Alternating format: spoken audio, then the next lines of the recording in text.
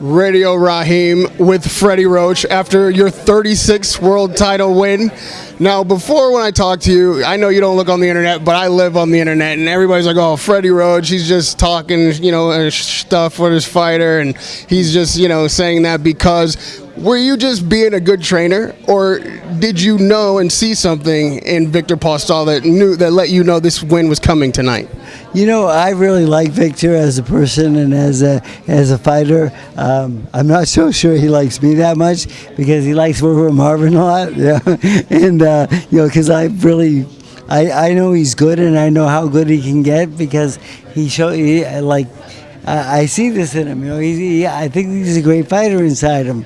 But the thing is, sometimes he doesn't really show it, and I push him really hard to make him believe that he is that great fighter. And again, he'd rather do bits with Marvin than me, and sometimes he's happier with Marvin than me. But I push him, and when I get in there, I don't. I go 100%. I push him really hard, and I'm glad I do because that's why we got the win tonight. When Max Kellerman came over to the corner and you said this guy's about to quit, the fight was back and forth. There was no indication, at least ringside, that Matthysse was ready. What did you see? How did you know? He was getting tired. I could see him fading a little bit.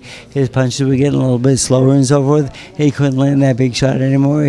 Matthysse was staying away from it, and he was missing with the big shots. And so I thought that he was ready to be taken. And I told him, I said, we got to get this guy now. Because I thought we maybe had lost or gave away too many rounds in the early rounds. Because you never know how judges score fights. Because they're all tangled up and kind of holding, and who was really the guy that was holding? It looked like my guy, but the other guy getting in the chest and hitting behind the head and so forth. But so I told him, I said, we have to go out there and win these last rounds really big, and he went out there and he did what I told him.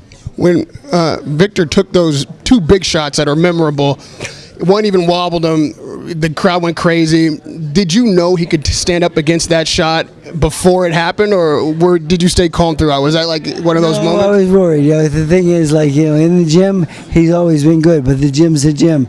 The thing is, I never seen him take a big shot in a big fight before, and he took one, or he took two tonight, and he handled it well. He did get really shaken by one of them.